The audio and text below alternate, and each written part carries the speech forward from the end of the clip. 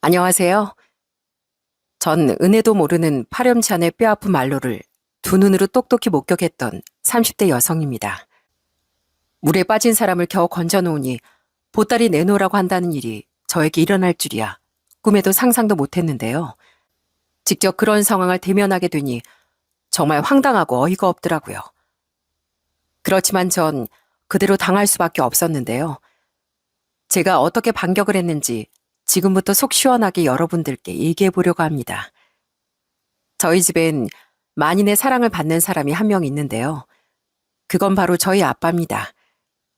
저희 아빠는 공무원이셨고 엄만 병원에서 근무를 하셨는데 아빠는 젊었을 때부터 동네에서 만능 해결꾼으로 반장님이라고 불렸었어요. 휴일에 집에서 밥을 먹고 있으면 늘상 동네 주민들이 찾아와 아빠에게 도움을 요청하곤 했으니까요. 아이고, 백반장, 밥 먹고 있었어? 아니, 내가 뭐 좀 고쳐야 하는데 좋아서 봐줄 수 있는가 하고 밥 먹고 시간 좀 되는가? 아유, 그럼요. 지금 바로 보러 갈게요. 밥에 이따가 와서 다시 먹으면 되죠. 그래주면 나야 고맙지. 고마워, 백반장. 이렇게 항상 동네 사람들이 어려움을 나서서 척척 해결해주는 아빤 늘 사람들에게 사랑과 존경을 받으셨습니다. 거기다가 아빤 불의를 보면 참지 않고 약자의 편에 서는 정의로운 사람이셨어요. 어느 날은 비가 꽤 많이 내리던 날이었는데 아빠가 퇴근을 하시면서 학교로 절 데리러 오신 적이 있었습니다. 그때 집으로 향하는 길에 아빠가 갑자기 절 갓길에 세우시더니 차에서 후다닥 내리시더라고요. 그리고서 아빠가 향한 곳을 보고 전 깜짝 놀랄 수밖에 없었죠. 아빤 폐지를 줍는 할머니께 우산을 씌워드리고 할머니의 리어카를 손수 끌어주셨어요. 그 모습을 보고 저 역시 차에서 내려 아빠와 함께 할머니의 리어카를 끌어다 드리기도 했고요. 다시 차로 돌아왔을 땐 정말 옷이 홀딱 비에 젖어 있었죠. 그런 절 보면서 아빤 누구보다 따뜻하게 웃으시며 얘기를 하셨답니다. 아유, 우리 딸 비 맞아서 어쩌니? 아빠가 우리 딸 비 맞지 말라고 학교까지 데리러 간 건데. 괜찮아. 아빠도 양복 다 젖었잖아. 근데 아빠, 비가 이렇게 많이 오는데 어떻게 그렇게 차에서 바로 내려서 뛰어갈 수가 있어? 누가 상 주는 것도 아닌데. 동미야, 이 세상은 혼자 사는 게 아니야. 서로 돕고 도우면서 사는 거지. 동미 너도 뿌듯하지? 비록 옷은 다 비를 쫄딱 맞아 젖었지만 마음은 뿌듯하잖아. 그게 상이지 뭐. 그렇게 너털 웃음을 치며 제 머리를 쓰다듬어주는 아빠의 손길이 얼마나 따뜻하고 포근했는지 모릅니다. 그날 집으로 돌아가 엄마에게 잔소리를 좀 듣긴 했지만 아빠의 말처럼 전 그날 마음이 참 뿌듯하고 기분이 좋았어요.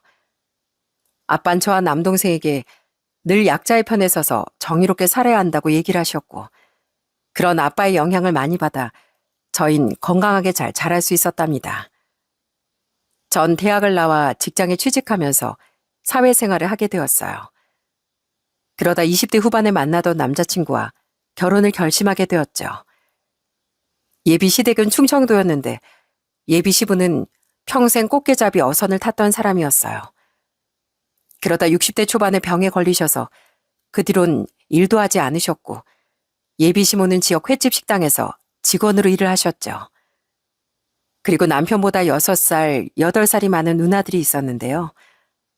처음엔 예비 남편이 집안에서 막내 아들이다 보니 첫인살 갔을 때 정말 긴장을 많이 했었답니다. 첫인살 가던 날 전 예비 시모가 일하는 횟집으로 초대를 받게 되었어요. 잔뜩 긴장을 한 상태로 횟집에 들어가게 됐는데 들어가자마자 정말 반가운 인사소리가 들려왔습니다. 절 환하게 맞이해준 사람은 바로 예비 시모였어요. 어머나, 반가워요. 나 창욱이 엄마예요. 여기까지 오느라 고생 많았죠? 얼른 들어와요, 들어와. 어머님 안녕하세요. 백동미라고 합니다. 처음 뵙겠습니다. 제가 일찍 인사를 왔어야 하는 건데. 아니에요, 아니야.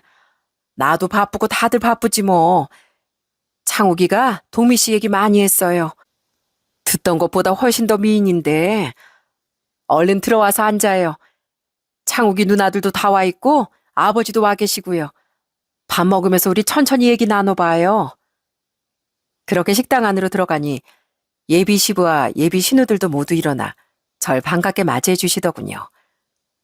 모든 식구들이 절 환영해 주니 저도 긴장을 풀고 즐겁게 시간을 보낼 수 있었답니다. 저희 집에서도 씩씩하고 책임감 있는 예비 남편을 정말로 마음에 들어 하셨고요. 예비 남편은 화물차 회사에서 직원으로 운전을 했었는데 엄만 좀 걱정이 많으셨지만 아버지는 오히려 더 좋아하셨습니다. 들어보니까 화물차 운전한다던데 그럼 며칠에 한 번씩만 집에 들어오는 거 아닌가? 우리 동미랑 결혼하면 자주 못 보고 그러겠네. 화물차 운전이 또 위험하기도 하고 말이야. 아, 네, 어머님. 지방에 내려가게 되면 며칠씩 있다가 올 때도 있습니다. 그렇지만 항상 안전을 최우선으로 생각하고 저 열심히 일하고 있습니다. 그래, 여보. 젊은 사람이 화물 운전한다는 게 어디 쉽나? 아, 솔직히 젊은 사람들 중에 화물 운전하라고 해도 안 하는 사람들이 태반이야. 그런데 여기 손서방은 지금까지 성실하게 일하면서 사고 한 번 없이 착실하게 하고 있지 않은가? 당신 미리 앞서서 걱정하는 것 같아. 내가 보기엔 앞으로도 손서방 잘할 것 같구만 뭘. 감사합니다, 아버님.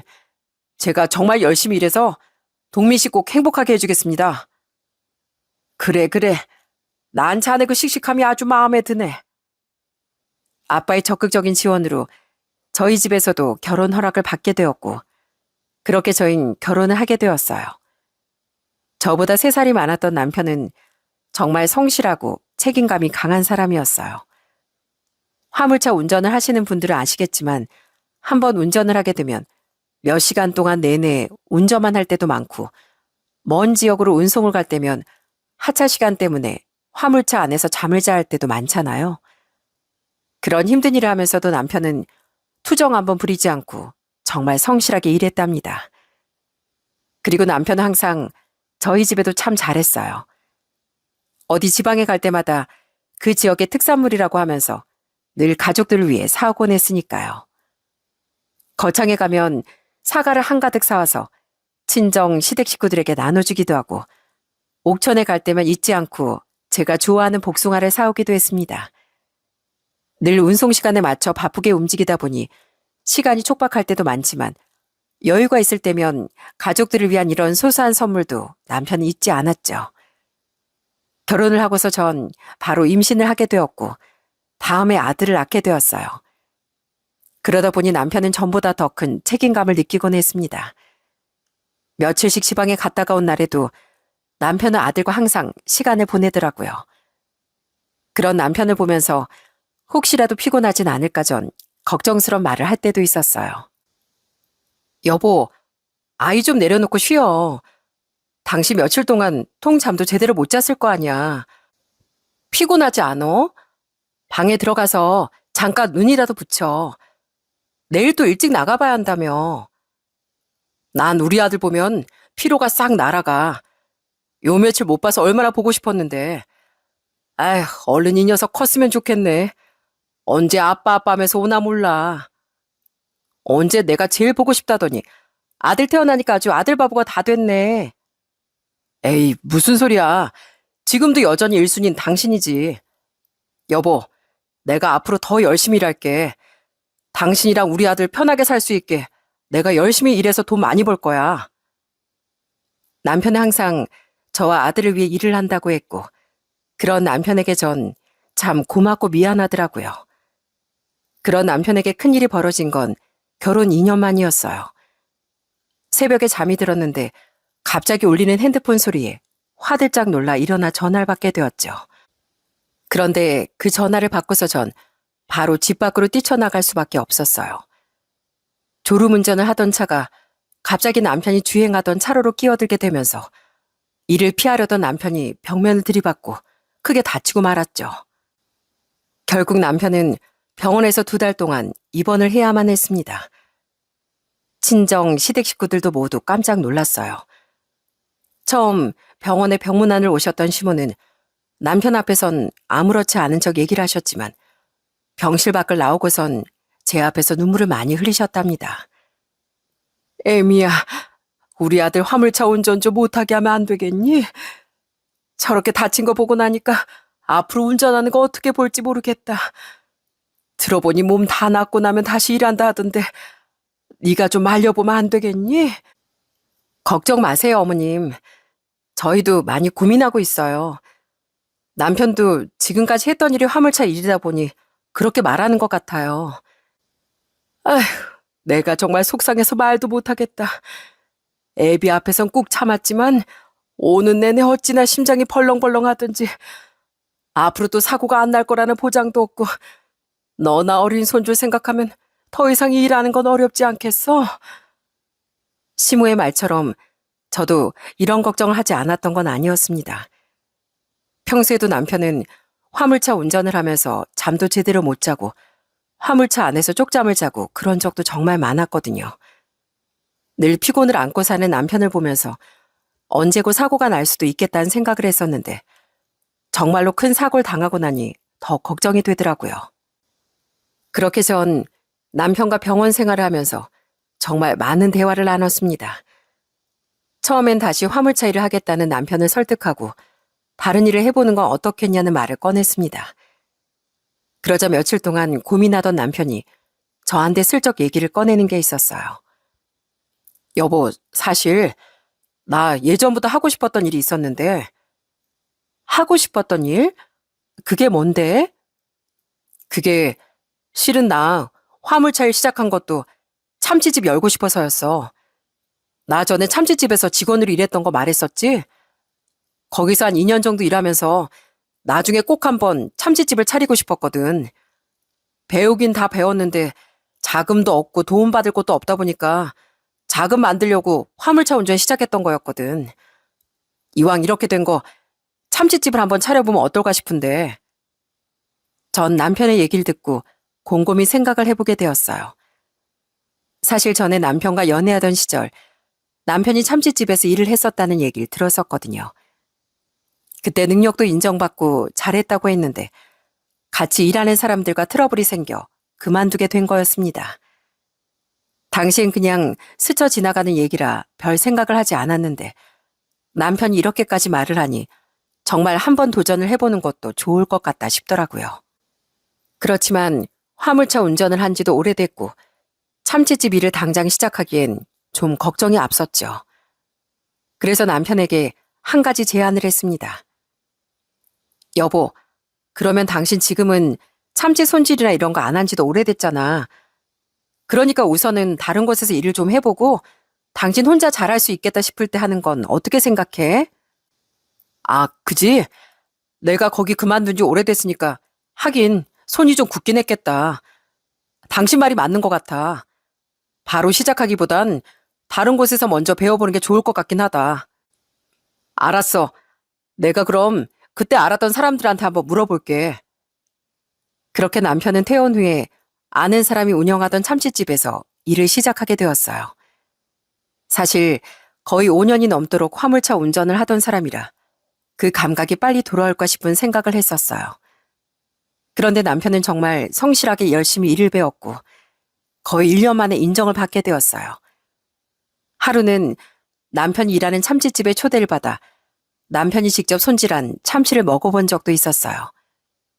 그때 먹었던 참치는 정말 맛있더라고요.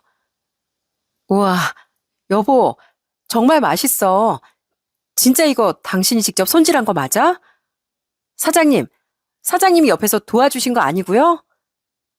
아니에요. 이제 창욱이가 얼마나 잘하는지 모릅니다. 이젠 저 없어도 맡겨도 될 정도라니까요. 전에 같이 참치집에서 일할 때도 금방 잘하더니만 일 안 한 지 오래됐는데도 잘하네요. 재수 씨, 이제 진짜 참치집 시작해도 될 것 같아요. 참치집 사장님도 인정할 정도로 그렇게 손질 실력을 갖추게 된 남편을 보면서 정말 대단하다는 생각도 많이 했습니다. 남편은 그 정도로 어느 하나에 몰두하면 끝까지 해내는 그런 사람이었어요. 그렇게 저희는 참치집 창업을 준비하게 됐습니다. 사실 가게를 구하고 이것저것 준비하는데 필요한 자금이 생각보다 많아서 걱정이 많았던 상황이었어요. 시댁은 넉넉지 않은 형편이라 도움받긴 어려웠고 저희가 그동안 모아둔 돈과 대출로 시작을 해보자 생각을 하고 있었죠. 그러던 어느 날 이 소식을 듣게 된 아빠가 저와 남편을 부르셨어요. 그러더니 꺼낸 얘기를 듣고 저희들은 눈물을 흘릴 수밖에 없었습니다. 그래, 참치집 준비한다고 하던데 어떻게 잘 알아보곤 있는 거야? 그래도 가게 마련하는 것부터 인테리어까지 하려고 하면 한두 푼이 아닐 거 아니야. 네, 열심히 준비는 하고 있는데 생각보다 필요한 물품들이 많아서요. 아마 대출도 받고 하면서 준비해야 할 것 같습니다, 아버님. 아유, 그래도 요즘 은행 이율이 장난이 아닌데. 그래서 말인데, 저 아빠 공무원 연금 받고 있는 거 알지? 내가 알아보니까 이거 대출을 좀 받을 수 있더라고. 시중 이율이랑 비교했을 때도 더 좋은 것 같은데 이 아빠가 좀 도와주면 어떠냐? 네? 아버님, 정말요? 정말 도와주신다는 말씀이세요? 그래, 자네 한다면 하는 사람 아닌가. 내가 자네 지금껏 봤을 때 자네가 하는 일은 안 될 수가 없더라고. 자네 열정이면 분명 잘 될 거라고 생각하네. 그러니 열심히 해보게나. 대신 이자는 자네가 꼬박꼬박 잘 줘야 하네. 나중에 여유 있을 때 갚고. 아버님, 정말 감사합니다. 정말 정말 감사합니다. 제가 진짜 참치집 운영하는 게 제 오랜 꿈이었거든요. 저 정말 열심히 해서 꼭 보답하겠습니다. 꼭 제가 보답할게요. 그렇게 저희는 아빠의 도움을 받고 참치집을 운영하게 되었습니다. 시댁에서도 아빠의 도움을 아시고선 얼마나 감사해하셨는지 모릅니다. 시모는 저희 친정아빠가 좋아하시는 생선까지 손수 마련해 친정으로 아예 보내주실 정도였어요. 사실 처음엔 참치집을 오픈하고 나서도 잘 됐던 건 아니었습니다. 진짜 파리만 날릴 때도 많았죠. 그렇지만 남편은 포기하지 않고 열심히 뛰어다녔어요. 처음엔 전단지를 만들어서 가게 앞뿐 아니라 동네 곳곳을 돌아다니며 홍보를 하기도 했습니다. 당시 저도 아들을 키우느라 일을 안 하고 있던 상황이었기에 남편의 일이 잘 되어야만 했습니다. 그래서 저 역시 옆에서 남편을 많이 도와주고 가끔씩 전단지 돌리는 걸 도와주기도 했죠. 심지어 컴퓨터도 잘 못했던 남편은 스스로 이것저것 정보를 배우고서 블로그 같은 인터넷 홍보도 배우고 열심히 그렇게 스스로 노력을 했어요. 그러면서 우여곡절도 참 많았답니다. 처음엔 마음만 앞서다 보니 참치 주문을 너무 많이 해서 나중엔 남는 참치가 너무 많아 정말 울며 겨자 먹기로 가족 회식을 한 적도 있었어요. 그때 그래도 아빠가 남편 길을 살려주려고 엄청 칭찬을 해주시기도 했죠. 우리 손서방 참치 손질이 이거 너무 깔끔한 거 아니야? 내가 그래도 참치집 어느 정도 가봤었는데 이렇게 깔끔하게 잘하는 곳은 내 손에 꼽네. 이렇게 실력이 좋은 걸 다른 사람들도 알아야 되는 건데. 말씀만으로도 감사합니다, 아버님. 아직은 제가 많이 부족하네요. 여기저기 홍보도 하고 있는데 아직 손님들이 많아지진 않는 것 같습니다. 죄송합니다. 아니야, 아닐세.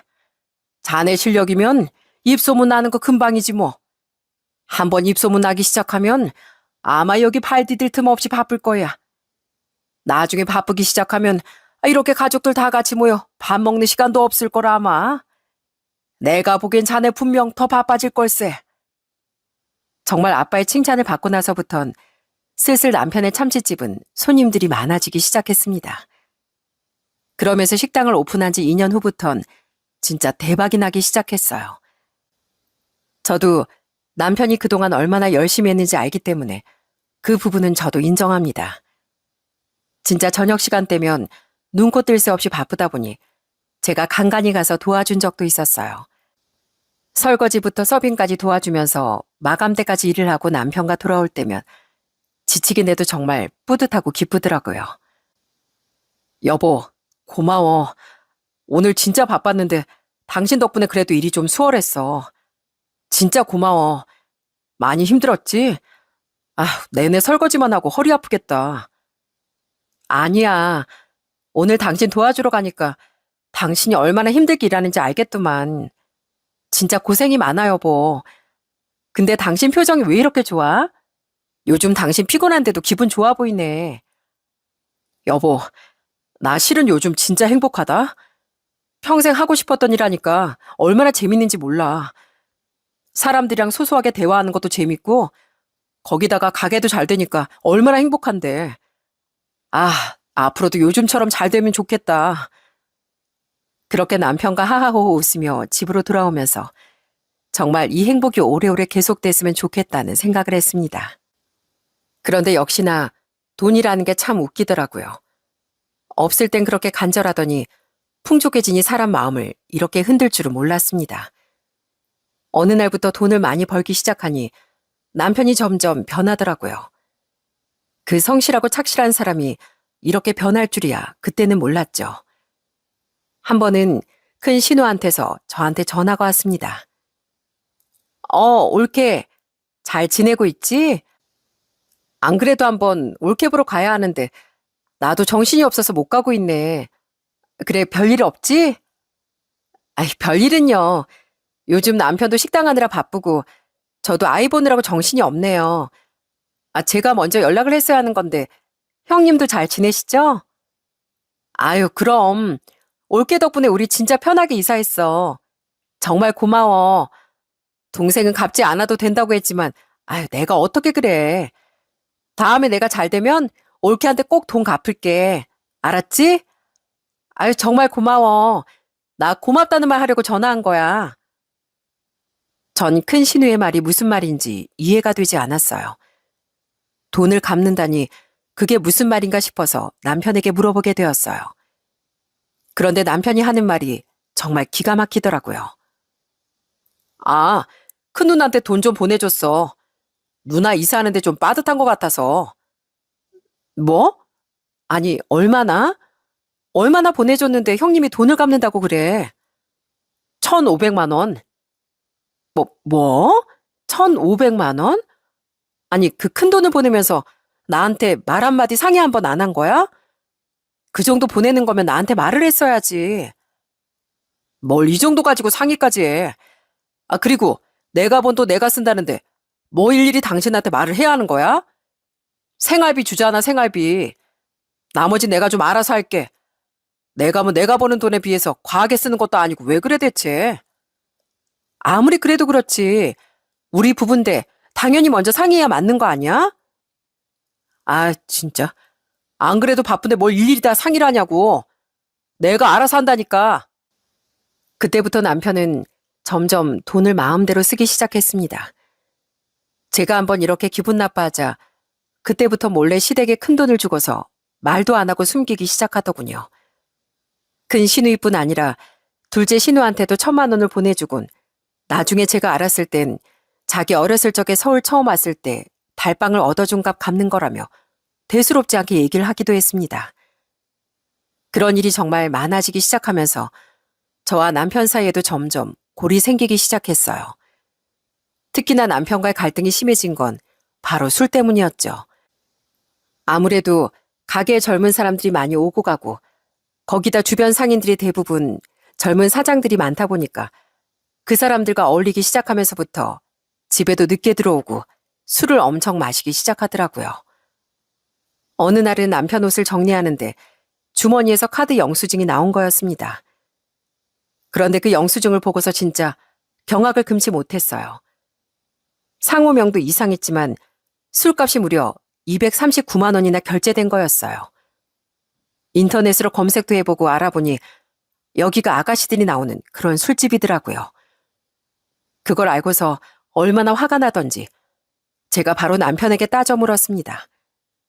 그런데 글쎄 남편이 뭐라고 했는지 아세요? 사업하는 사람 다 그래. 다 여기저기 접대하느라고 바쁘다니까. 내가 저기 가서 뭐 여자랑 어쩌기라도 하겠어? 다 사업상 어쩔 수 없는 거니까 가는 거야. 당신이 사업을 잘 몰라 그렇지? 아무리 세상이 바뀌었다지만 지금도 이런 접대는 필수라니까. 지금 그걸 말이라고 해? 당신이 무슨 사업을 하는지 내가 몰라서 그런 말해? 당신 참치 파는 식당 하잖아. 아니, 거기서 무슨 접대가 필요한데? 이거 봐봐. 당신은 사업에 대해 아무것도 모른다니까. 참치 식당 한다고 접대가 왜 필요 없어? 참치 더 싸게 받으려면 당연히 접대하고 그래야지. 그리고 손님들 끌어모으는데도 이런 접대가 필요하다니까 그러네. 참, 당신이랑은 말이 안 통한다. 말이 안 통해. 정말 말도 안 되는 소리로 변명하는 꼴을 보고 있자니 제 속이 아주 터질 것만 같더라고요. 이런 와중에 친정에선 남편 가게가 잘 되는 걸 엄청 축하해주고 남편을 더 챙겨주려고 하시더라고요. 하루는 엄마한테서 전화가 왔는데 엄청 기뻐하면서 저한테 얘기를 하시는 거 있죠? 어머, 동미야. 아까 전에 손서방 식당 가보니까 사람이 아주 미어 터지더라. 밖엔 대기주도 서 있고. 아니, 어떻게 가게가 그렇게 잘 된다니. 잘 됐다, 잘 됐어. 역시 손서방이라면 잘할 줄 알았어. 아까 사실 아빠랑 같이 가서 참치 먹을까 하다가 너무 바빠 보여서 손서방도 못 보고 왔지 뭐니. 아빠가 얼마나 좋아하시는지 알아? 아, 그래? 그래도 남편 얼굴은 보고 오지 그랬어. 아유, 아니야. 바쁜데 무슨. 근데 그렇게 바쁘면 우리 손서방 힘들겠다, 얘. 엄마가 뭐 한약이라도 지어줄까? 저렇게 바쁘게 일하면 체력도 떨어지고 힘들 텐데. 아니면 안마기라도 하나 사줄까? 바쁘면 좋은데 우리 손서방 힘들까 그게 걱정이야. 보양식이라도 좀 챙겨서 보낼 테니까 네가 손서방 좀 챙겨줘. 알았지? 진짜 자기 자식처럼 챙기는 부모님을 보면서 전 어떤 상황인지 부모님께 털어놓지도 못하겠더라고요. 이런 제 마음을 아는지 모르는지 남편은 계속해서 시댁만 챙기고 저희 친정집은 챙기지도 않았어요. 매번 바쁘다는 핑계로 친정에도 잘 가지 않으려고 하고 쉬는 날에도 피곤하다며 저와 애만 친정으로 보내곤 했습니다. 그럼에도 불구하고 저희 친정에선 남편을 이해하고 보듬었어요. 그때까지만 해도 남편을 어떻게든 이해해보려고 저도 노력을 했습니다. 사실 사업을 하면서 남편도 혼자서 돈 버느라 고충이 있을 거라 생각했거든요.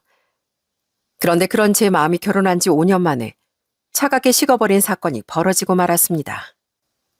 그날은 오랜만에 남편이 어디 약속이라고 나가지도 않고 집에 있었던 날이었어요.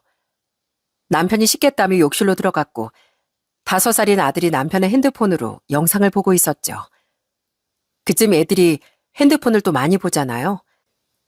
아들도 역시 좋아하는 캐릭터 영상을 한참 보다가 이내 지루했는지 다 꺼버리고 저한테 남편 핸드폰을 가지고 오더라고요. 그런데 그때 마침 문자가 하나 띠링 울리며 도착을 했습니다. 연달아 몇 번이나 울리길래 전 급한 문자인가 해서 열어보게 되었어요. 그런데 전 그 내용을 보고서 정말 경악을 금치 못했습니다. 오빠, 안녕하세요? 저 그때 앉았던 땡땡인데요. 오늘 저희 가게 오시면 안 될까요? 오늘 손님이 없어서 저 공치고 있거든요. 오빠 보고 싶어요. 빨리 오세요. 이러면서 문자가 오는데 와, 정말 가관이더군요.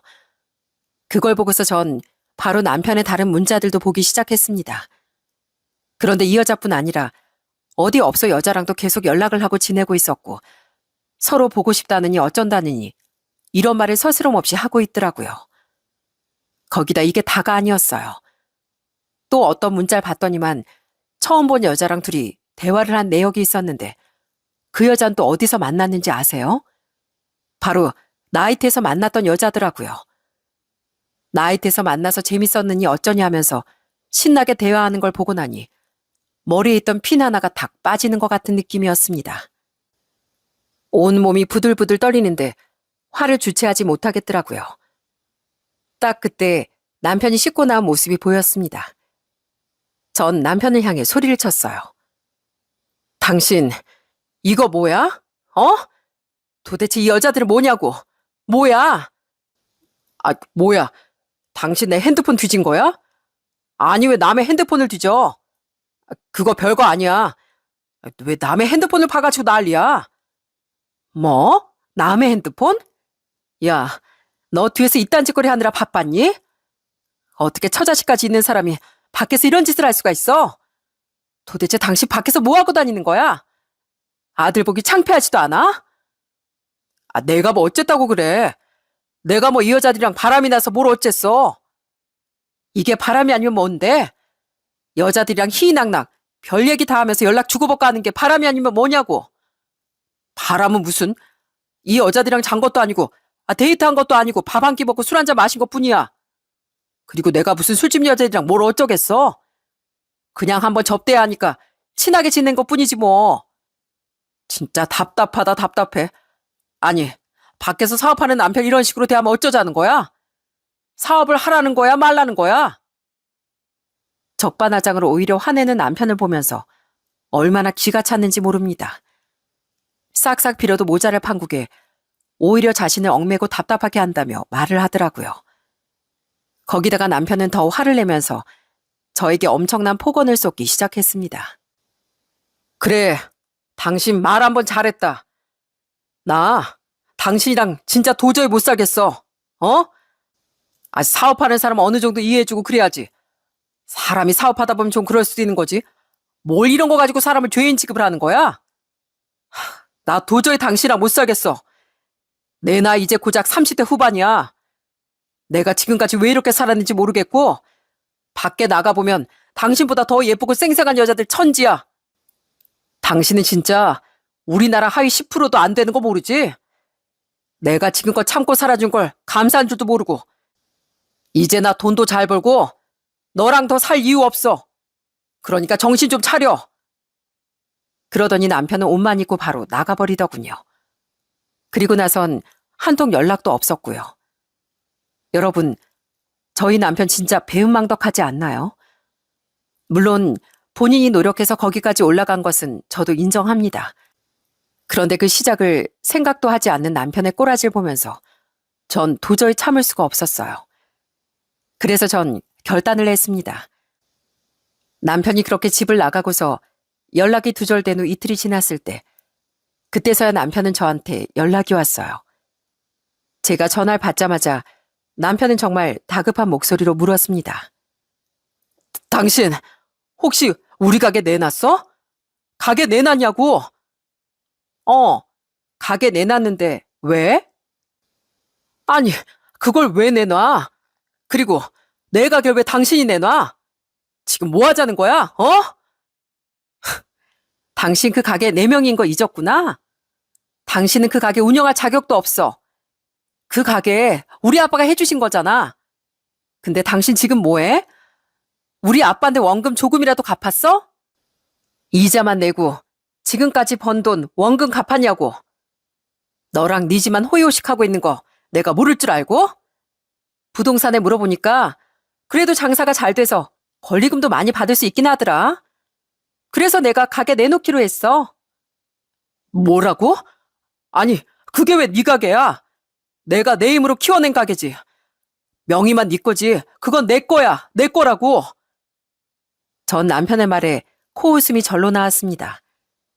역시나 이 아둔한 남편은 생각이라곤 없는 사람이었어요. 그게 왜 당신 가게야? 네가 세금 내니? 네가 부가가치 신고해? 아니면 종합소득세 신고를 하니? 네가 네 이름으로 경비 처리하냐고. 잘 모르겠으면 당장 가게 가서 사업자 등록증에 누구 이름으로 되어 있는지 보고 그때 전화해.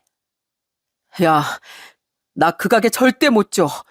절대 그렇게 안 뺏겨. 절대 안 된다고.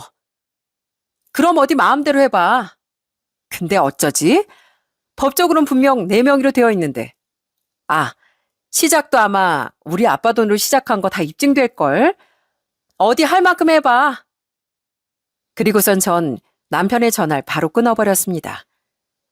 그제서야 남편은 아주 안달복달이 났는지 계속해서 전화가 오더라고요. 처음에 몇 번 전화를 받지 않다가 결국엔 저도 남편의 전화를 받았습니다. 그랬더니 남편이 하는 말이 진짜 웃기지도 않더라고요. 야, 알았어. 그럼 내가 딱 절반 떼어줄게. 알았지? 그럼 되잖아. 내가 지분 절반 너한테 줄 테니까 제발 이제 그만 좀 해. 지금 내가 가진 돈은 많지 않으니까 매달 돈 절반 떼어주면 되는 거 아니야. 야, 지금 누가 큰 소리 치고 있는 거야? 너 지금 상황 판단이 제대로 안 되는 모양인데 지금 상황에선 네가 나한테 무릎 꿇어서라도 한 번만 용서해달라. 이거 없으면 안 된다. 간절하게 호소해야 하는 거 아니야? 근데 지금 너 뭐하니? 나한테 협박하는 거야? 아니, 그게 아니라 그 식당, 그거 내가 일으킨 거잖아. 그래? 그럼 법대로 해, 법대로. 우리나라 법이 있잖아. 서류가 제일 중요하거든. 네 말대로 네 지분 주장하려면 법대로 하라고. 끝까지 뻔뻔하고 염치 없는 남편을 보면서 전 진짜 이대로는 안 되겠다. 마음을 굳게 먹게 되었습니다. 처음엔 그래도 남편이 자기 가게라고 인정을 받을 수 있을 거라 생각했던 모양이었어요. 그렇지만 운영을 한 것만으로 그게 다 인정을 받을 수는 없는 거 아니겠습니까? 거기에 본인 돈 한 푼이 안 들어가 있는데 홀라당 자기 가게라고 가지고 가는 게 더 웃긴 얘기겠죠. 그러다 보니 나중엔 진짜 가게를 보러 오는 사람들이 많아지기 시작하고 본인도 여기저기 알아보다 보니까 이게 자기 뜻대로 되지 않는다는 걸 알게 됐는지 그때서야 아주 애걸복걸 빌기 시작하더군요. 남편은 제가 전화를 받지 않으니 드디어 집에 들어오더라고요. 그러더니 들어오자마자 제 앞에 무릎을 탁 꿇더니 사정사정을 하는 거였습니다. 여보, 진짜 미안해. 진짜 내가 잘못했어. 생각해보니까 내가 정말 잘못한 것 같아. 나 정말 앞으로는 여자들도 안 만나고 술집도 절대 안 다니고 나 당신한테 정말 잘할게. 그러니까 한 번만 용서해줘. 내가 잘한다니까? 내가 정말 잘할게. 이거 왜 이래? 뭐 좀 들은 거라도 있나 보지? 당신 뜻대로 안 될 거 아니까 이러는 거야? 웃기지도 않네 정말. 여보, 내가 잘못했다니까. 내가 이렇게 싹싹 빌게. 내가 정말 잘못했어. 제발 한 번만 좀 봐줘. 나 다시는 그런 짓 안 하고 성실하게 열심히 일할게. 나 분명 전엔 안 그랬잖아. 내가 잠깐 미쳤었나 봐. 미안해. 나 한 번만 믿어줘. 제발 나 한 번만 믿어달라고. 야, 내가 널 어떻게 믿니? 널 믿느니 아예 돌을 믿고 말지. 너 지금까지 빼돌린 돈만 해도 2억이 넘더라. 그동안 나한테 수익 적게 벌었다고 하더니 나중에 세금 신고하려고 보니까 진짜 수억은 벌었던데. 근데 그 돈 다 어디 갔니? 그 돈 네가 다 빼돌려서 어디 갔냐고. 아, 그게 있잖아, 여보. 말 못하겠지? 그렇겠지. 네가 어떻게 그걸 다 말하겠어? 내가 내 입으로 직접 말해줘? 지금까지 밖에서 딴 여자들한테 펑펑 돈 쓰느라 바빴잖아. 아니야? 술집 여자들 매출 올려주느라고 그 돈 다 쓴 거 아니냐고. 근데 지금까지 그딴 식으로 해온 널 어떻게 믿어? 야, 됐고. 넌 이제부터 끝이야. 우리 인생에서 아웃이라고, 아웃. 그렇게 전 애원하는 남편을 밖으로 내쫓아버렸습니다. 솔직히 저도 참 속상하고 힘들기도 했어요. 사실 남편은 제가 남편 인생의 첫 여자였거든요. 그러다 보니 평생을 저밖에 모르고 살 거라고 생각했는데 정말 늦바람이 무섭다고 이럴 줄은 꿈에도 상상을 못했네요. 만약 연애할 때 이런 모습을 알았더라면 전 절대 남편이랑 결혼할 생각도 안 했을 겁니다. 그런데 연애할 땐 누구보다 성실하고 착했던 사람이었는데 저라고 처음엔 이렇게 냉정하게 굴었겠나요? 그런데 저한테 보여준 수익에 비해 세금이 너무 많이 나오니까 알아보게 됐는데 정리하다 보니 남편이 그동안 빼돌린 돈으로 술집이고 유흥이고 죄다 펑펑 써제끼면서 정말 지멋대로 마음대로 살았던 걸 알게 됐습니다. 그 내역까지 다 알고 나니까 있는 정 없는 정 다 떨어질 수밖에 없더라고요. 그렇게 가게는 처분을 하기로 결정을 하게 되었고 처음엔 좀 소란이 있긴 했습니다.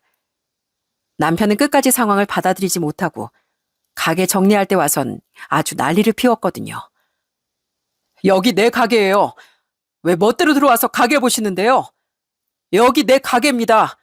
나한테도 지분이 있다고요. 네? 아니, 여기 이사장님 가게 아닌가요? 아니, 도대체 누구 말이 맞는 거예요? 제 가게 맞아요. 이쪽은 그냥 가게 운영하신 분이고 제 거 맞습니다. 여기 서류요. 사업자 등록증도 제 이름으로 되어 있고 세금도 저한테로 신고되어 있는 거 보이시죠? 제 가게 맞습니다. 그러니까 저랑 얘기하시면 돼요. 아, 진짜. 그렇게 끝까지 진상을 피웠던 남편도 결국엔 자포자기한 심정으로 있더라고요. 그렇게 가게는 팔리게 되었고 정말 권리금도 많이 받고 정리를 했답니다. 그래도 가게를 팔게 되니까 이혼 소송을 하면서 남편은 자기 몫을 달라면서 엄청 주장을 하더라고요. 법원에서 결국엔 남편의 지분도 어느 정도 인정이 되어 재산 분할할 때 가게 몫을 어느 정도 나눠줄 수밖에 없었죠. 그렇지만 남편에게 뭐 얼마나 지분이 있었겠습니까? 돈 한 푼 들이지 않고 가게를 오픈한 것도 모자라 수익이 나면 원금을 갚아야 하는데 그것도 안 갚고 수익도 다 속이고 자기 멋대로 억대를 써버렸는데요. 그러니 남편 수중에 남는 돈은 별로 없을 수밖에 없었죠. 이혼을 하면서 시댁 분위기는 어땠냐고요? 정말 웃기게도 팔은 역시나 안으로 굽더라고요. 남편이 지금껏 한 짓들을 죄다 시댁에 까발렸음에도 시모는 끝까지 본인의 아들을 두둔하고 나섰습니다. 이혼이 결정되기 전 저한테 전화가 오더니 하는 말이 정말 제 속을 뒤집어 놓더라고요. 아휴, 애미야. 그렇다고 이혼하겠다고 하면 어쩌니? 애도 어린데 그래도 아빠는 있어야지. 그리고 남자들 다 한 번씩 그러는 거야. 네가 아직 잘 뭘 몰라서 그렇지? 한 번만 좀 넘어가라. 안 그래도 열심히 일하는 애 그렇게 꼭 해야만 되겠어? 어머님, 아빠가 그런 사람이라면 저희 아들한테는 아빠 필요 없어요. 아들이 대체 뭘 보고 배우겠어요? 돈 벌려면 그렇게 뒤에서 여자 만나고 술 퍼마시고 돈 펑펑 쓰고 그래야 되는 걸 배우면 좋으시겠어요? 전 용서 못합니다. 이렇게 된 건 네 탓도 있다. 네가 이렇게 독하게 나오니까 애비가 밖으로 마음이 도는 거 아니겠니? 네가 좀 사근사근하게 애비 좀 챙겼으면 걔가 그랬겠어? 너도 잘한 거 없어. 뭐든 손바닥이 마주쳐야 소리가 나는 거야. 뭐라고요? 그 잘난 아들 지금 어쩌고 지내는지는 아세요? 처자식 내팽개치고 밖에서 무슨 짓을 하고 돌아다니는지 아시냐고요? 그런 남편을 제가 뭐하러 감쌉니까? 어머님이나 그런 아들 끌어안고 사세요. 이만 전화 끊겠습니다. 모든 사실을 알고서도 제 탓을 하는 시모를 보면서 전 더 마음을 굳게 먹었습니다. 그나마 시누이들은 미안하다고 연락이 왔지만 제 마음은 돌아서지 않았어요. 그렇게 이혼을 하면서 전 재산 분할한 돈에서 아빠에게 돈도 갚고 이자도 챙겨드렸답니다. 정말 그 많은 돈을 혼자서 펑펑 써제끼면서 아빠가 빌려준 돈 한 푼 갚지 않았다고 생각하니 진짜 황당하고 어처구니가 없더라고요. 그래서 한 방에 아빠 돈부터 먼저 갚았죠. 부모님은 좀 속상해 하시긴 했지만 그래도 제 결정을 존중해 주셨답니다. 오히려 제가 취직하고 일을 다니면서 아들도 곁에서 잘 봐주세요. 제 남동생도 저한테 응원도 많이 해주고 격려도 해주면서 제 편이 되어줬고요. 그리고 전 남편은 이혼하고 나서 다른 곳에서 그래도 참치집을 차린 모양이었어요. 한 번 차려서 대박을 봤으니 또 차려도 대박 날 거라고 생각을 했나 봅니다. 그런데 이미 마인드가 글러먹은 전 남편이 잘 될 리가 있겠습니까? 여러분도 아시다시피 요즘 참치가 워낙 단가가 비싸졌고 경기는 또 그만큼 어려워졌잖아요. 그런데 그 와중에도 전 남편이라는 사람은 아주 여자의 환장을 해선 가게 예쁜 여자 손님들만 오면 공짜로 퍼주고 어떻게 좀 해보려고 막 난리 부르스를 쳤던 모양이었어요. 그러니 전 남편 식당은 입소문이 아주 지저분하게 났더군요. 가게 사장이 손님들한테 찝적댄다는 소문이 나니까 이젠 가게를 찾는 사람들도 없는 것 같습니다. 그래서 그런지 한 번은 술을 먹고선 저한테 전화가 왔더라고요. 야, 백동미, 잘 사냐? 사람 인생 망쳐놓고 사니까 기분 좋냐? 술 퍼마셨으면 곱게 들어가 잠이나 자. 어디서 술주정이야? 그리고 인생 망친 거 나 때문 아니거든? 그러니까 누가 여자들한테 찝적대래? 자기가 그래놓고선 어디서 행패야? 끊어. 야, 백동미. 아니, 나 그냥 좀 잘 되고 싶어서 그런 건데 내가 그 가게만 꾸준히 했어도 나 이런 꼴 안 당했다고. 어? 네가 내 가게 뺏어가는 바람에 이런 거라고. 웃기시네. 넌 그 가게 그대로 운영했어도 지금처럼 집어른 남 못 주고 더러운 짓이나 하고 다녔을 거야. 차라리 그때 정략의 신의 한 수다. 신의 한 수. 내가 너랑 이렇게 헤어진 걸 이토록 천만다행이라 생각할 줄은 꿈에도 몰랐네. 제발 좀 정신 차리고 살아, 인간아. 그렇게 전 남편은 끝까지 정말 정신 못 차리고 살고 있습니다. 그래도 다행인 게 지금 양육비는 아직까지 꼬박꼬박 보내주곤 있어요. 그래서 지금은 저도 별말은 하지 않고 있지만 조금이라도 밀리기 시작하면 그땐 저도 가만히 있지 않을 생각입니다. 세상 성실하고 착실했던 그 사람은 도대체 어디 가고 아주 정신 못 차리고 여자의 환장을 해선 왜 저렇게 변했는지 모르겠네요.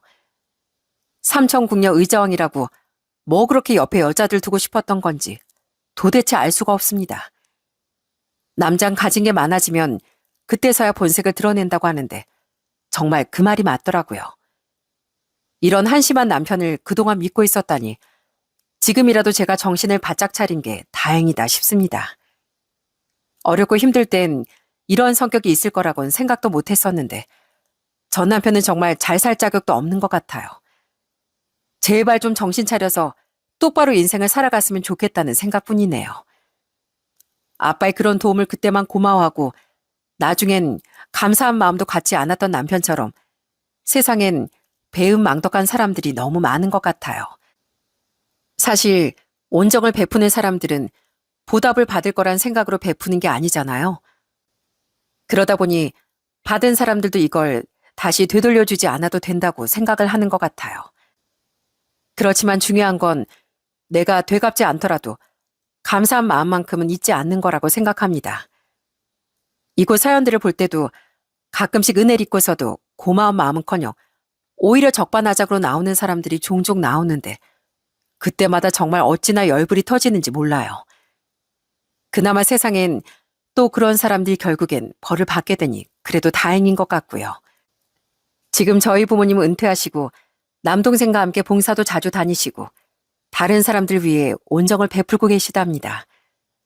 그런 부모님과 남동생을 볼 때마다 참 대단하다는 생각도 많이 해요.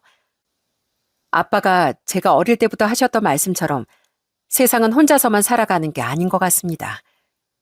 서로 더불어 도움을 주고 또 도움을 받으면서 그렇게 사는 게 세상사가 아닌가 싶어요. 아무리 요즘은 개인주의가 많다지만 결국엔 더불어 살아가는 게 맞는 것 같습니다. 그러니 여러분들도 이웃과 주변 사람들과 함께 서로 나누고 베풀며 행복하게 살아가 보시는 건 어떨까요? 제 사연은 여기서 마치도록 하겠습니다. 지금까지 제 긴 이야기 들어주셔서 정말 감사합니다. 여러분들의 하루가 늘 행복하시길 바랄게요.